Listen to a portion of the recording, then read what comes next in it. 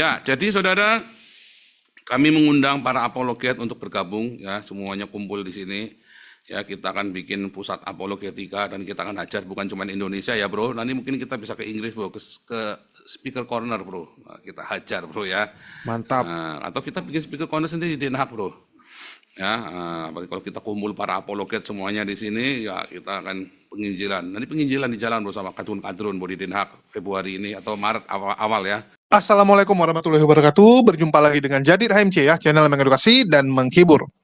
Para Polikardus teman-teman, begitu bebas menghujat agama Islam lantaran lemahnya penegakan hukum di negara kita. Mereka termotivasi melihat senior-senior mereka seperti Saifuddin, Paul Jang yang bebas menghujat, yang begitu viral tinggal kabur ke luar negeri. Banyak laskar Polikardus yang siap menampung mereka, memberikan donasi kepada mereka.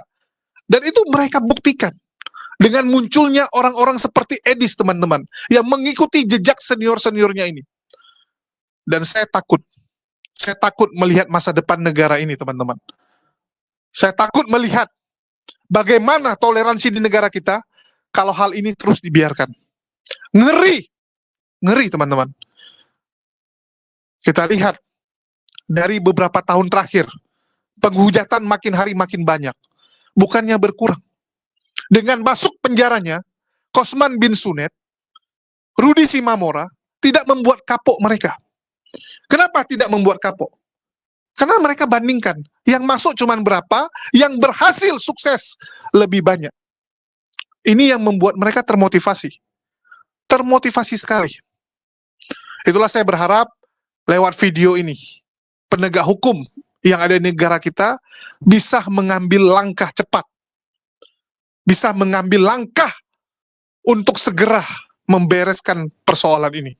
Karena kalau dibiarkan, saya nggak tahu ya apa jadinya negara kita. Sekarang setiap kita scroll TikTok, kita lihat di media sosial 24 jam penghujatan kepada agama Islam itu disiarkan oleh channel-channel Polikardus ini. Ngeri, teman-teman. Dan yang terbaru, Edwin Metatron pergi, kabur, meninggalkan bestinya, Agatha dan juga Ki Ahmad. Kabur sendirian. Saya nggak tahu kenapa Agatha nggak dibawa maupun Ki Ahmad nggak dibawa. Ya bisa jadi Paul Jang lebih cocok dengan yang namanya Edwin Metatron. Dari postur badannya masih mirip-mirip mereka ya, botak kan begitu. Kalau Agatha kan, aduh, agak gimana begitu. Begitu juga dengan Ki Ahmad. Ya, kalau Ki Ahmad lebih cocok dia memang koalisinya dengan orang-orang yang tulang lunak. Jadi Edwin ini sekarang sedang bersama Paul Jang membentuk satu aliansi di mana mereka berencana, teman-teman. Ini rencana busuk mereka ya, rencana jahat mereka untuk negara kita. Mereka ingin membuat pusat apologet penghujat. Bayangkan, yang akan dibuat adalah pusat untuk mendidik orang-orang menghujat Islam. Ngeri, teman-teman. Mereka akan membuat grup penghujat, ya, sadis. Dan kita bisa lihat, makin kesini makin banyak hujatan yang mereka buat. Dan ini terpaksa saya sampaikan, walaupun bagi teman-teman, bang, ngapain putarin video ini? Bang, ngapain kasih nampak hujatan mereka? Ini perlu, teman-teman. Sekali-kali, bantu share video-video seperti ini, agar saudara-saudara muslim kita tersadarkan, agar penegak hukum yang ada di negara ini tersadarkan, bahwa toleransi di negara kita ini rusak, lantaran hal-hal seperti ini kita biarkan. Sudah terlalu lama kita membiarkan mereka menghujat Islam dengan sangat bebas. Sudah terlalu lama, teman-teman. Kita lihat imbasnya sekarang. Kalau ada yang bilang, mengapa pendirian gereja sekarang dipersulit? Mengapa ibadah di rumah sekarang dipersulit?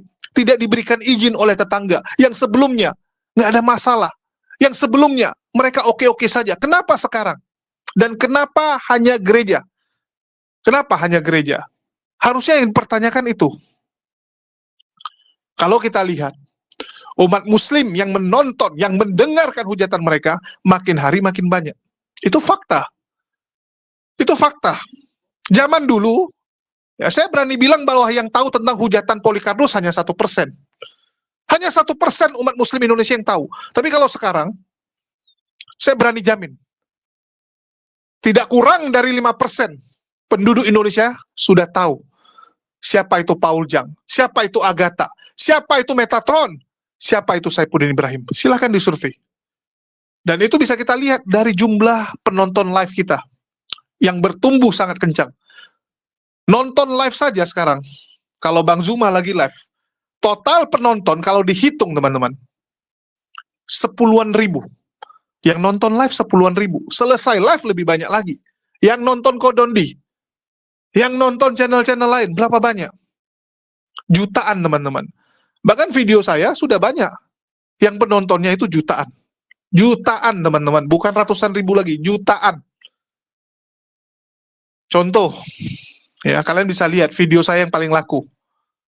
Asmiranda menghujat agama Islam. Yang nonton berapa? Jutaan kan? Ya, yang nonton jutaan teman-teman. Jadi jelas bahwa rakyat Indonesia, terutama umat Muslim, mulai resah dengan hujatan mereka ini. Dan ini kalau dibiarkan terus, ya akan bahaya untuk negara kita, akan sangat bahaya. Dan kita lihat bagaimana Edwin Sibota ini baru sampai Belanda saja sudah merencanakan ingin membuat kelompok dan juga melatih orang-orang untuk menghujat Islam. Akan melatih orang untuk menghujat. Ya, kita dengarkan dulu. Nah, nanti apa yang akan disampaikan oleh saudara kita, Pak Profesor Dr. Metatron, LC, MA, LDSB, SDSB, MMC, dan sebagainya, dan seterusnya, dan ETC, saudara ya. Silakan, Profesor Dr. Metatron, LC, MA, DST, DSB, ETC. Silakan. Salam teman-teman semua, ketemu lagi nih ketiga kalinya saya join di room ini. Ya, semoga teman-teman semua sehat selalu, diberkati oleh Tuhan Yesus Kristus. Salam dari saya. Saya ulangin lagi ya teman-teman, nama saya ini Profesor Dr. Prof DR Metatron LCMA. Nanti tolong jangan disalahartikan ya. Padahal Prof itu profesi, DR itu dari, Metatron itu nama saya, LCMA lagi cemas mikirin Al-Quran. Ya, jadi kenapa lagi cemas mikirin Al-Quran ya? Karena banyak pemualafan dan penipuan yang terjadi dari kalangan sebelah. Bahkan saya pun dibikin videonya di YouTube itu bulan Desember ya, tanggal 21. Saya dibilang mualaf gitu teman-teman. Saya nggak tahu kenapa dibuat akun saya, akun palsu, dibilangin mualaf. Jadi sebagai gantinya ya harus menerima konsekuensi ya. Kalau dia menipu tentang pemualafan kita, berarti saya juga mesti membalas, tapi balasnya dengan kebenaran ya kan teman-teman. Mungkin itu dulu, kita bahas apa ya teman-teman. Saya lagi Kamu saya jadikan pause dulu supaya kamu bisa approve ya. Oke. Kira-kira setengah jam, saya harus meeting soalnya. Kamu saya jadikan pause dulu. Oke. Wah, ada Pak Putih. Iya, suruh masuk rumah aja. Salam Pak Putih. Teman-teman semua salam ya. Salam, salam. Semua yang ini live YouTube ya, Pastor. Yang lihat di YouTube mau masuk ya, biar saya approve. Kita dialog ke sini biar tambah rame. Silakan, teman-teman.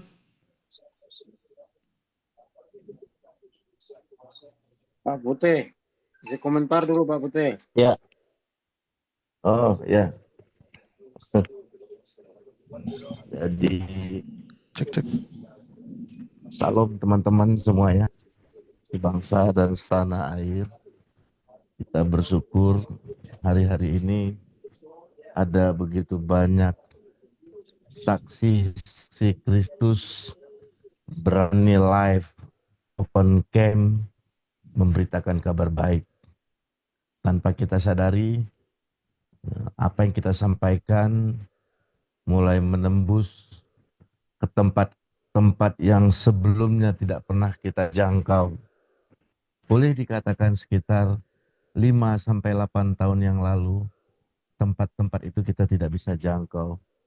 Tapi hari-hari ini Setiap apa yang kita sampaikan, mereka rekam, mereka kembali putar ulang apa yang kita sampaikan di tempat-tempat ibadah mereka, di pertemuan-pertemuan internal mereka. Tapi hari ini saya bangga, mereka boleh mencaci maki, mereka boleh mengatakan apapun tentang Kristus.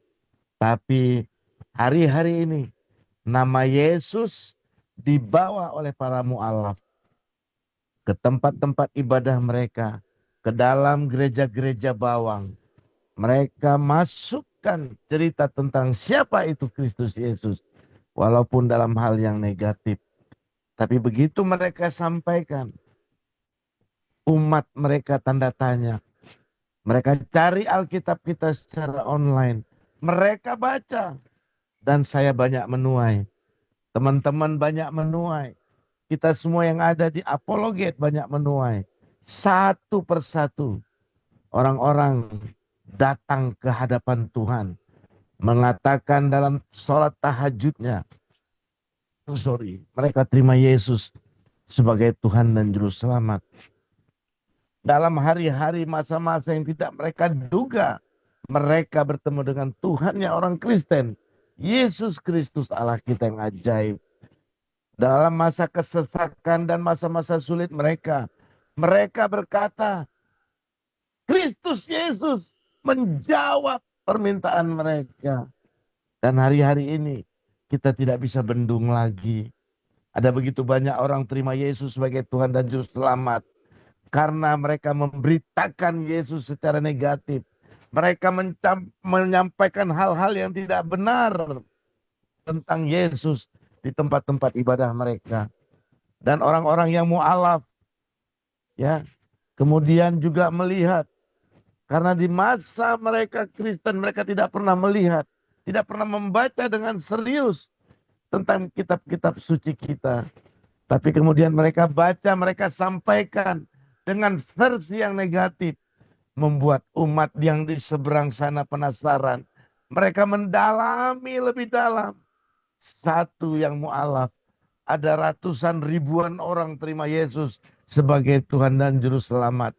Ini pertanda bahwa kita adalah umat pilihannya. Yang dibentuk di dalam kandungan mama kita yang tersembunyi. Supaya kita bisa percaya Yesus sebagai Tuhan dan Juru Selamat. Sesuai dengan waktu Tuhan. Yesus adalah Tuhan kita. Dulu, sekarang, sampai selama-lamanya.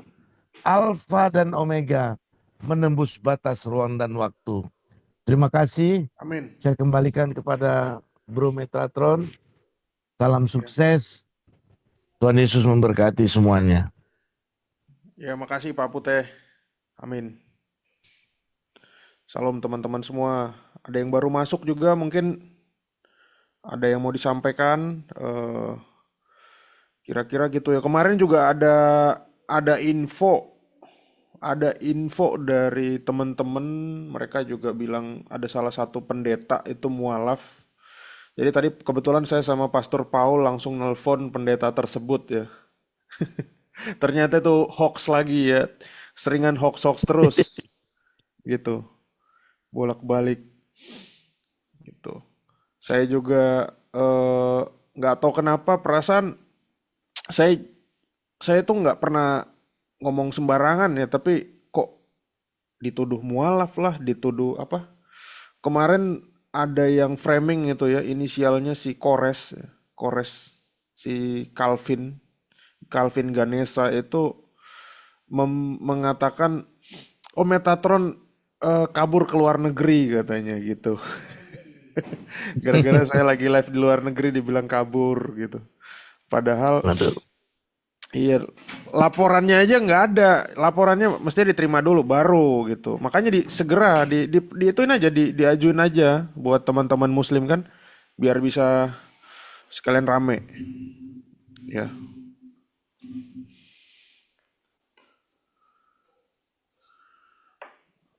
Jadi Pak Putih, ini Ya, balik lagi. Ini semua ini kan kita kalau nanam pohon, kita ini berambisi untuk mendapatkan buah yang bagus. Iya. Sekarang buahnya dari kadrun ini apa coba? Indonesia 78 tahun merdeka. Apa buahnya? Hasilnya itu loh, the fine productnya itu apa? Di Kita Malakama, Pak. Indonesia doang lah, seperti Somalia lah, terus negara-negara Islam yang lain lah, Kuwait lah, Saudi Arabia pun apa buahnya? Ya mereka untung lah dia, mereka kasih minyak. Ya, kalau nggak ada minyak mereka itu apa buahnya? Itu loh maksudnya ya kan. Ini ideologi setan ini. Bukunya aja isinya ayat-ayat setan. Itu bukan menurut saya ya, itu menurut si Salman Rushdie yang nulis itu kan. The Satanic Verses. Malah dia mau ditusuk 17 kali, mau dibunuh. Jadi mereka itu takut untuk melihat kenyataan. Kenyataannya itu begitu. Ya kan, dengan ajaran ideologi yang begini, Tuhannya apa namanya itu ilusi. Buahnya itu mana? Kita kalau random cabai kan pengennya ada buahnya, ada cabenya gitu. Buah dari ajaran mereka ini, terutama di Indonesia ini apa? 78 years. For what? Hasilnya itu apa? Gitu loh. Ya kan? Apakah yang Indonesia ini bakalan jadi yang seperti JK inginkan tuh, seperti Taliban di Afghanistan? Ya kan, rumah-rumahnya itu dari mud, apa itu dari lumpur. Terus cewek-ceweknya nggak boleh sekolah, tapi ngajinya sehari 7 kali ya. Toanya kenceng. Terus hasilnya itu loh apa gitu loh. Putih saya nggak ngerti deh orang-orang ini. What is the final product maksudnya? Dengan kamu bersusah payah hidup di dunia ini, makan babi nggak boleh lah. Terus sembayangnya mesti keras-keras, ngeributin tetangga. Terus hasilnya itu apa gitu loh, Pak Putih? Sebenarnya hasilnya itu Pak nggak ada Pak. Itu hanya fata morgana. Karena mereka mengejar surga Pak. Mereka tidak peduli. Makin dalam mereka mempelajari, makin mereka tidak mempedulikan tentang masa depan mereka. Yang mereka tahu kalau mereka mati masuk surga. Nah, Itu Pak. surga itu kan di sini Pak Putih. Kita bisa ngerasain nyetir Lamborghini, nyetir Ferrari, Iya, nyetir Mercedes. Ini kan surga. iya, Nah, mereka iya. tahu kenyamanan surga itu dari mana? Emang ustadznya udah pernah balik? Ada yang balik dari sono? Nah, ke satu. Kedua, ustadz ini, aduh utaknya compong. Masa dia khotbah katanya, oh di surga itu bakalan nanti ada pasar. Emang jualan apa? Kalau menurut aku sih jualan kondom. Ada pasar. Jualan kondom? Hah? Pasarnya jualan kondom. Soalnya mesti ngeladenin 72 Astaga. bidadari kan? Nah, terus lagi pula ada lagi Itu. ustadz yang tempo hari masuk di TV akhirnya dipecat. Dia bilang, oh kalau di surga kita bisa ada pesta orgi katanya. Soalnya kita ditahan-tahan main seks di dunia. Lah kan gendeng ini ustadz kok ngomongnya Gendeng begitu. ini. Ya kan, emang Gendeng. oh surga itu begini, surga itu. Emang salah satu ustadz lu atau salah satu nabi lu itu pernah balik yang nyeritain, oh di sono tuh begini. Mereka kalau suruh berangkat sendiri aja masih belum tahu tuh mau. Suruh berangkat duluan deh. Pak Ustadz berangkat duluan deh. Nanti kasih tahu kita di sono gimana. Ya Jangankan kan? berangkat di luar Pak. Jangankan berangkat di luar. Suruh pergi mati syahid aja tidak ada satu ustadz pun yang mau. Iya. Tidak ada Pak. Betul Tidak Pak ada. Putih. Yang dia mau kan orang-orang bodoh. Orang-orang tidak ada Si Habib pengharapan, Rizik. tidak ada pekerjaan, tidak ada kepastian hidup. Itu yang disuntik Pak. Dicuci otaknya, akhirnya jadi pengantin. Coba. Kalau benar seperti yang mereka fata morganakan, inginkan, mimpikan, seharusnya bukan ustadz lagi, komandan ustadznya di luar mau bunuh diri sana ke Israel sana. Enggak, makan. Gembira Bu, cuy, kabar gembira, 2 slot. Gitu loh. Jadi jangan katakan, oh itu kan dikatakan ulamamu itu pendusta. Dia hanya mengatakan, oh Islam begini nih. Kita baca ya. Asbabun nuzul ayat ini adalah Imam Al-Bukhari meriwayatkan dari Ibnul Munkadir yang menceritakan, aku pernah mendengar Jabir mengatakan, dulu orang-orang Yahudi mengatakan, jika seorang suami mencampuri istri dari belakang, maka akan lahir anaknya bermata juling. Maka turunlah ayat ini. Diriwayatkan Al-Bukhari, Muslim, At-Tirmidzi, Abu Dawud dan bersumber dari Jabir. Asbabun nuzul riwayat lainnya adalah bahwa Umar datang menghadap Rasulullah SAW dan berkata, ya Rasulullah, celakalah saya. Ingat ini ada kata celaka. Nabi bertanya, apa yang menyebabkan kamu celaka? Ia menjawab, aku berjima dengan istri dari belakang tadi malam. Nah, celaka berjima dari belakang, tusbol. Nabi SAW terdiam dan turunlah ayat ini. Nah, kalau kita lihat ayatnya, tidak ada dikatakan, oh ya ayyuhaladina amanu, terkutuklah Umar atas dia menggauli lewat bohong. Umar itu jangan diikuti dia itu laknatullah. Enggak begitu ayatnya. Tetapi ayatnya adalah, datangilah bini-binimu dimanapun berada, sesuka hatimu, dan kasih tahu kabar orang ini kabar gembira. Tusbol itu kabar gembira. Kalau satu lubang lewat lubang depan itu kabar biasa-biasa aja, karena dua lubang kabar gembira. Susah banget ibu memahamkan. Bu, Islam itu nggak seindah yang kau pikirkan ibu. Mohon maaf nih, mohon maaf. Memang agak pahit ini kau katakan, tetapi beginilah iman Islam. Makanya begini bu ya. Coba kita buka dalam sunnah2.com ya, aku bukakan buat anda ini gratis ibu, karena pengajian nggak bakal ada beginian, aku yakin. Kita lihat di sini, mohon maaf ibu ya, mungkin ini agak sedikit menjengkelkan ya. Kita lihat di sini ya, mungkin ibu kan orangnya baik ya, aku tahu ibu orang baik, karena memang saya dulu berpikir aku tuh orangnya bahwasanya nggak mungkin lah Islam begini kan begitu. Nih dikatakan di sini, keharusan mandi tidak tergantung pada keluarnya ini MANI, melainkan ketika kepala pensil, sorry ya aku plesetin ya, pensil telah masuk ke dalam ini, maka mandi menjadi wajib bagi laki-laki dan perempuan. Ini dikatakan bukan masalah boleh apa tidak boleh, tetapi ini adalah wajib mandi. Ya, maka mandi adalah wajib. Boleh sih boleh, tetapi ini dibahas ini bukan masalah tidak boleh lagi, karena ini adalah kebolehan. Hukumnya adalah mandi yang wajib. Oke, tidak ada perbedaan pendapat tentang hal ini pada hari ini. Meskipun terjadi perbedaan pendapat antara sebagian sahabat dan setelah mereka, tetapi kemudian semua sepakat tentang apa yang telah kami sebutkan dan dalil-dalilnya tidak dikemukakan.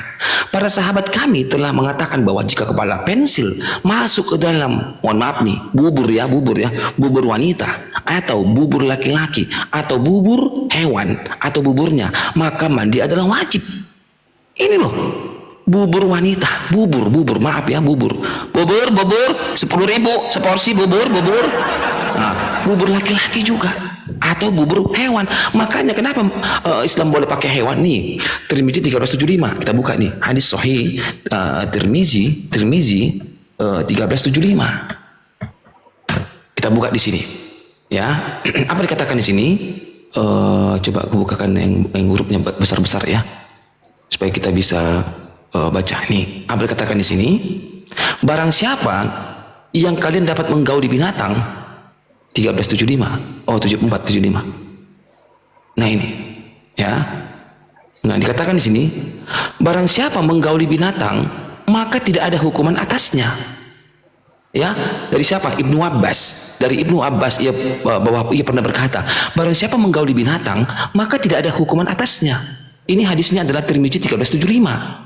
Dilanjutkan lagi ke bawah, menceritakan ini kan menggauli binatang maka tidak ada hukuman atasnya. Telah menceritakan kepada kami dengan hadis ini kepada kami Muhammad bin Basyar, menceritakan kepada kami sahih dari ini. Oke. Hadis ini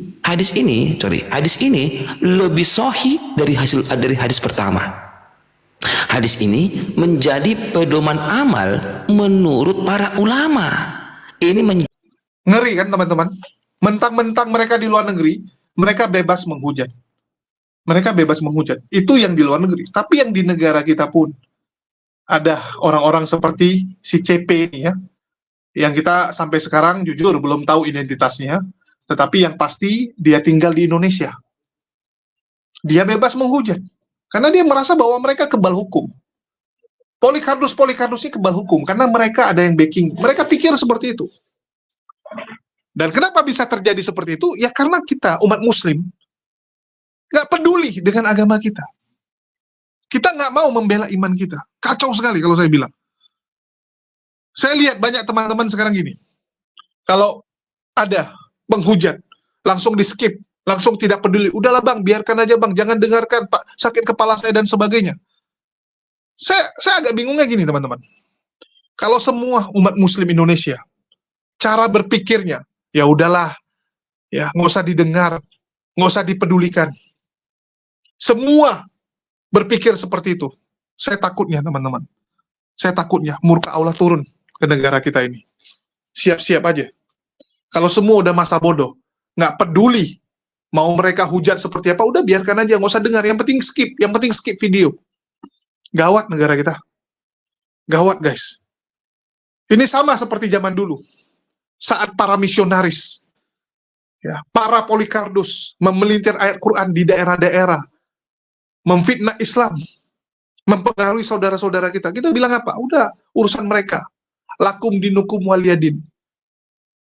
Padahal dia nggak tahu lakum dinukum itu maksudnya penempatannya seperti apa. Kita boleh saling menghargai. Ya. Kita memang tidak mengurusi agama mereka, tapi masalahnya mereka mengurusi kita, teman-teman. Mereka mengurusi kita. Jelas-jelas undang-undang di negara kita tidak boleh memaksakan mengajak orang yang sudah beragama untuk ikut agamanya dengan cara apa? Membagi hadiah, mengiming-imingi, dan sebagainya. Membujuk rayu seperti itu nggak boleh. Tapi itu mereka lakukan. Dan kita bilang, ya sudahlah urusan mereka. Kacau kita guys, kacau.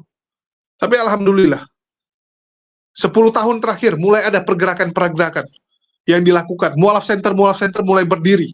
Yayasan-yayasan Islam yang peduli dengan gerakan pemurtatan mulai bangkit.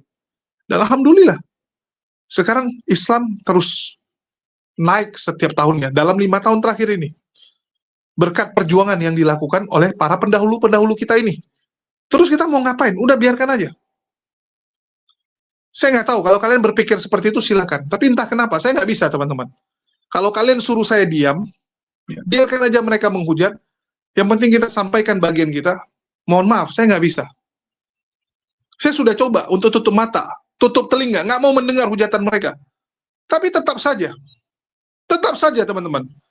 Dimanapun saya scroll, dimanapun saya melihat media sosial, ada hujatan mereka itu. Dan terpanggil diri saya untuk melawan ini. Kalau kalian enggak, ya silakan. Ya, itu kalian. Kalau kalian berpikir, ya sudahlah, biarkan saja ngurusin yang lain. Ya silakan teman-teman. Tapi jangan pernah kalian menyuruh teman-teman kita yang berjuang ini stop. Kalau kalian nggak peduli dengan agama Islam, silakan. Kalau kami nggak bisa. Nggak bisa teman-teman. Kalian pikir kami koar-koar seperti ini ada untungnya? Yang ada bahaya. Kita lihat bagaimana Uni Rifa dilaporkan juga, Utinora dilaporkan juga. Kalau saya nggak usah ditanya lah, udah duluan dilaporkan. Bahkan bukan hanya undangan klarifikasi, langsung penyidikan teman-teman. Sampai sekarang 2,5 tahun belum kelar. Bayangkan 2,5 tahun belum kelar guys. Dan rencananya saya akan menempuh jalur hukum untuk mempertanyakan. Kita akan surati, kita akan minta kepastian hukum, karena sudah terlalu lama guys. Untuk itu doakan ya, kita akan mulai bergerak setelah biaya untuk membayar pengacara nanti cukup. Saya akan minta pengacara untuk langsung surati ya ke Mabes, begitu juga dengan propamnya. Kita akan minta kepada para penegak hukum untuk memeriksa kenapa begitu lama kasus ini kan. Karena saya lihat sengaja untuk membelenggu saya, supaya saya nggak bisa bergerak. Ya, kita akan surati Pildasu, kita akan tembuskan juga ke Mabes. Itu yang akan saya lakukan bagi teman-teman yang tergerak untuk mendukung, dapat membantu lewat nomor rekening yang saya tulis di bawah ini. Sekali lagi, saya nggak sanggup sendirian teman-teman. Karena saya harus sewa pengacara, ya, kita harus bolak-balik ngurusin ini. Banyak yang harus kita lakukan. Karena sudah kelewatan mereka ini, sudah kelewatan. Dan saya ingin agar saya lebih bisa bersuara. Karena kalau sekarang ya jujur, satu kaki terbelenggu kan. Dan kita mau totalitas melawan mereka ini, karena sudah ngeri teman-teman. Sekarang udah bukan diskusi lagi namanya. Udah bukan diskusi. 3 tahun yang lalu masih diskusi. Selesai kita sama Herdi, selesai sama Aderion, selesai sama Demian, selesai dengan siapapun kita diskusi, dari pihak sebelah, kita masih ngobrol santai. Masih bisa curhat-curhat tentang makanan, kehidupan, ya, bagaimana kondisi keluarga. Kalau sekarang ini udah macam mau bunuh-bunuhan. Coba lihat tuh Agatha. Kalau udah lihat Islam tuh kan udah macam mau diterkam. Si Edwin ini, coba lihat. Yang dia benci apa? Islamnya, guys. Ini bukan masalah oknum lagi, beda sama kita. Kalau yang kita lihat adalah ini oknumnya yang kampret saya bilang. Oknumnya yang jahat-jahat. Kalau mereka enggak, mereka lihat Islam, Islamnya yang jahat. Ini udah bahaya. Kalau memang mereka udah anggap Islamnya bahaya, artinya tinggal tunggu waktu. Saat mereka punya power, mereka akan hancurkan. Ini karena mereka nggak punya power. Kalian bayangkan, orang-orang seperti Edwin, Agatha, Wak Donat, Pak Bom Bom, dan sebagainya. Kalau mereka punya power, kira-kira apa yang akan mereka lakukan kepada Islam? Coba pikir. Coba kalian pikir, teman-teman. Apa yang akan mereka lakukan? Padahal umat muslim nggak pernah ada masalah dengan mereka. Bahkan negara kita, ya, walaupun muslim adalah mayoritas, kita tidak menjadikan Islam, ya, sebagai landasan dalam bernegara. Indonesia bukan negara Islam. Indonesia negara Pancasila. Piagam Jakarta adalah bentuk toleransi umat muslim kepada orang-orang non-muslim. Kita sudah mengalah banyak. Pendahulu kita itu sudah banyak sekali mengalah kepada orang-orang minoritas ini. Tapi entah kenapa ya, air susu dibalas air tuba, teman-teman. Air susu dibalas air tuba. Mungkin karena memang mereka punya amanat, mereka punya perintah untuk menjadikan semua orang-orang, bahkan semua makhluk ya, menjadi sama seperti mereka. Ini yang ngeri. Pelanggaran hukum. Pelanggaran hukum. Kalau mereka memang mau imani apapun, dan tidak mengganggu kita, ya nggak masalah. Mau menyembah pohon sekalipun, mau menyembah kecoa sekalipun, ya nggak masalah sama kita. Yang penting jangan ganggu kita. Kan itu. Yang penting jangan ganggu kita. Tapi coba lihat. Mereka bacotnya, aduh, tak kemana-mana. Islam tidak ada hasil dan sebagainya. Lihat Indonesia selama diperintah oleh mayoritas umat muslim, apa yang sudah diraih. Halo? Apa nggak ngaca? Anda bandingkannya dengan Amerika. Ya. Anda bandingkannya dengan Eropa. Yang notabene mereka juga nggak pernah berlandaskan kekristenan sekarang. Nggak ada. Eropa sudah jauh meninggalkan Kristen. Di saat mereka menggunakan Kristen sebagai landasan, mereka masuk ke dalam abad kegelapan. Silakan search tentang abad kegelapan. Mereka sudah meninggalkan kekristenan. Itulah mereka bisa maju. Ya. Jelas. Kalau negara yang menggunakan hukum Islam bisa maju, udah ada contoh-contohnya. Kita lihat negara Timur Tengah. Dubai, Qatar, ya, Uni Emirat Arab ya, Dubai. Bagaimana majunya mereka? Berlandaskan Islam. Kalau yang berlandaskan Kristen ada yang berhasil? Nggak ada. Perancis, Inggris, mayoritas penduduknya Kristen, tapi Kristen nggak pernah jadi landasan negaranya. Enggak, mereka nggak pakai Kristen sebagai landasan. Tolong sadar. Terus kalau kamu bandingkan dengan Indonesia, bandingkan dengan yang mirip-mirip. Indonesia bandingkan dengan Filipina, yang tetangga. Kan begitu.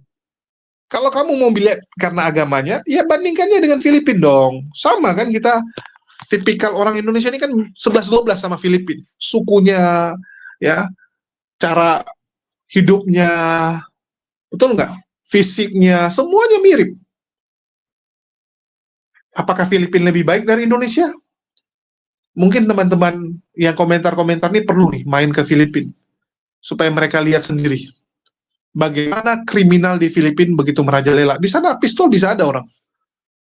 Antar geng ribut bisa saling bunuh dengan pistol, teman-teman. Di sini masih tikam-tikaman ya, di sana udah pistol-pistolan. Ngeri. Jadi sadarlah, Indonesia ini negara yang diakui, negara yang dihormati oleh negara-negara luar. Kalau enggak, Indonesia nggak pernah jadi pilihan bagi Presiden Amerika, Presiden Cina ya. Kalau ada lawatan ke Asia Tenggara, coba lihat, Indonesia selalu diutamakan. Gini-gini kita masuk G20. Negara ASEAN lain, Filipina bisa masuk nggak G20? Nggak bisa masuk. Nggak tahu di masa depan. Tapi kalau sekarang belum bisa masuk. Itu realitanya. Jadi bertobatlah. Ya, bertobatlah mereka-mereka ini yang kerjanya memfitnah Islam, memframing Islam. Padahal Islam dari dulu hidup rukun dengan mereka. Kita lihat kakek neneknya aman sampai sekarang. Tapi entah kenapa cucunya nih kurang ajar sekali ya. Dari zaman bapaknya, kakeknya, hidup rukun di negara kita. Tapi kita lihat kelakuan cucunya ini, seperti si Edwin ini. Agatha, membuat gaduh. Nggak tahu diri. Kurang ajar. Kurang ajar. Dan saya berharap lewat video ini, ada pemuka-pemuka agama Kristen yang berani speak up. Untuk mengutuk tindakan-tindakan Polikarpus dan menyatakan bahwa ini tidak ada hubungan dengan kekristenan. Karena ini yang ditunggu. Kita bingung, sampai detik ini tidak ada perwakilan dari Kristen yang berani mengatakan bahwa mereka ini tidak mencerminkan Kristen. Nggak ada, malah didukung. Ini yang kita miris. Banyak pendeta-pendeta yang malah mendukung Agatha, bilang Agatha luar biasa. Bahkan Elia Biron, teman-teman, itu diberikan gelar PS, pastor. Auto jadi pastor. Pastor Elia Miron. Padahal nama aslinya bukan Elia Miron. Lucu sekali. Ya, lucu, tapi inilah realitanya. Saya nggak tahu ya, saya ngomong seperti ini apakah teman-teman mau dengar atau tidak. Karena saya lihat banyak nih yang nggak peduli lagi. Masa bodoh, mereka mau hujat, biarkan. Ya kalau seperti ini terus, ya sudahlah, siap-siap aja gitu. Ya, siap-siap aja. Kamu mungkin sekarang bisa menghindar. Udahlah, saya nggak mau dengar. Saya ke kanan. Ya, saya ke kanan aja. Mereka hujat di sebelah kiri, saya ke kanan. Sekarang, siap-siap aja. 5 tahun lagi, 10 tahun lagi. Kalau kita terus menghindar seperti ini, nggak akan ada lagi tempat kita menghindar. Nggak akan ada lagi. Sekarang jumlah mereka baru sekian. Begitu mereka bertambah, berhasil mempengaruhi saudara-saudara kita, makin bertambah, maka nggak akan ada lagi ruang untuk kita tidak mendengar hujatan mereka. Kalau sekarang masih bisa lah, ada beberapa tempat kita hindari. Mereka hujat, udah nonton yang lain. Sebentar lagi full hujatan mereka, guys. Nggak akan ada lagi tempat kalian tidak melihat mereka menghujat. Kalau kalian biarkan seperti ini, siap-siap aja. Kita lihat bagaimana CP yang di Indonesia, pipis kucing masih di Indonesia, Agatha masih di Indonesia, bebas menghujat. Bebas. Ngeri. Ini bukan diskusi, ini hujatan. Dan mohon maaf, kalau saya disuruh lomba hujat sama mereka, nggak mau dong. Ngapain? Orang-orang gila ini, teman-teman. Orang-orang gila. Ya, mungkin itu aja sih yang mau saya sampaikan. Sekali lagi, video ini saya buat dengan harapan saudara-saudara muslim di luar sana, baik itu penegak hukum, orang-orang hebat, tolonglah, ya, tolonglah Anda lihat agama Anda lihat bagaimana hujatan mereka. Jangan sampai nanti kita di akhirat nanti dipertanyakan, apa yang sudah Anda lakukan demi agama Islam lewat jabatan yang Allah berikan, harta benda yang Allah berikan. Ternyata hanya Anda gunakan untuk kepentingan pribadi gitu kan. Anda jadi misalnya jenderal di kepolisian. Anda sibuk dengan diri Anda saja, tidak peduli dengan agama Anda yang lagi dihujat. Ya sudah, siap-siap aja nanti pertanggungjawabkan masing-masing. Untuk itu saya menyeru, saya berharap terbukalah mata kita, teman-teman. Dan kemarin saya baru ngobrol ya dengan salah satu ustadz. Dia menanyakan pendapat saya, kenapa orang-orang minoritas ini yang punya jabatan, yang pedagang sukses, begitu peduli dengan agamanya. Dengan yang muslim, agak-agak malu-malu kucing. Kalau yang muslim malu-malu kucing dia. Saya bilang, ya karena mungkin mereka minoritas, jadi lebih kompak. Itu udah hukum alam ya. Kadang-kadang minoritas tuh memang lebih kompak, karena memang mereka terjepit. Jadi mau nggak mau mereka lebih bersatu gitu. Kelihatannya. Apalagi kalau musuhnya sama. Tapi kalau nggak ada musuh, ya berantem sendiri mereka. Ini yang kita sedihkan. Banyak orang-orang hebat di sebelah itu ya. Di depan, ya mereka macam acu tak acu dengan agamanya, tapi di belakang support luar biasa dengan agamanya. Kalian lihat, orang seperti Sambo. Ya, Sambo ini. Sambo itu peduli sekali dengan agamanya. Coba kalian ganggu agamanya, kalau nggak dihajar kalian. Ya. Kalian berani serang Kristen, dihajar sama dia. Dia siap keluar biaya mahal juga untuk agamanya. Dia salah satu donatur besar, guys. Kalau yang muslim mana? Inilah yang saya ketuk. Ya, saya ketuk hati teman-teman muslim, saudara-saudara muslim di luar sana yang punya kekuasaan, punya jabatan, punya pengaruh. Di mana kalian saat agama kita dihujat? Itu saya acungin jempol luar biasa buat purnawirawan Irjen Napoleon Bonaparte. Gentleman sekali. Waktu dia memberikan tai buat Kosman bin Sunet. Dia bilang salah, yes, dia akui itu salah. Tapi yang dia lakukan adalah pembelaan imannya kepada Tuhannya. Kita seperti semut yang memadamkan api yang sedang membakar istana Sulaiman. Mungkin air kita nggak ada artinya, tapi minimal kita menunjukkan di mana posisi kita berada. Itulah saya bilang, saya salut. Saya saat Irjen Napoleon bilang, ya saya salah, tapi saya membela agama saya. Bagaimana dengan kalian? Bagaimana dengan teman-teman yang lain? Apa yang sudah Anda lakukan? Itu sih yang ingin saya sampaikan di konten kali ini. Dan saya berharap ya, saya berharap sekali lagi, ini harapan saya. Kita bisa berangkulan, ya, kita bisa sama-sama nih, memerangi Polikarpus yang kedepannya pastinya akan lebih banyak, akan lebih sadis hujatannya. Karena mereka udah siapkan tuh. Dewi Monyong, ya, Dewi Bulan tuh, si Lindsay yang ada di Amerika, mereka siapkan tim penghujat. Yang di Eropa, siapkan tim penghujat. Dimanapun mereka siapkan tim penghujat. Bahkan anak-anak yang baru mulai ikut diskusi-diskusi ini, yang mewakili sebelah, langsung disupport, kasih laptop, kasih handphone, yang penting berani menghujat Islam. Ngeri teman-teman. Tanpa lagi salah satu yang mensupport. Orang butuh laptop, kasih. Wah, ngeri teman-teman. Ya, saya berharap di Muslimun akan bermunculan orang-orang yang membentengi. Kalau kita tidak menyerang, kita membentengi. Ya. Sekarang mulai banyak yang berguguran. Bahkan kemarin Al-Ayyubi itu sempat vakum 1 bulan. Saya sampai ditanyain oleh banyak sekali penonton. Saya bilang sama Al-Ayyubi, saya sedih kalau Anda sampai berhenti. Sudah nggak ada lagi loh kita. Sudah kekurangan orang sekarang ini. Kan begitu. Jadi itu aja sih yang bisa saya sampaikan di kesempatan ini. Makasih buat teman-teman semua yang udah nyimak dan mendukung channel ini. Makasih buat semuanya. Di akhir kata saya ucapkan, wassalamualaikum warahmatullahi wabarakatuh. Sampai jumpa di lain kesempatan.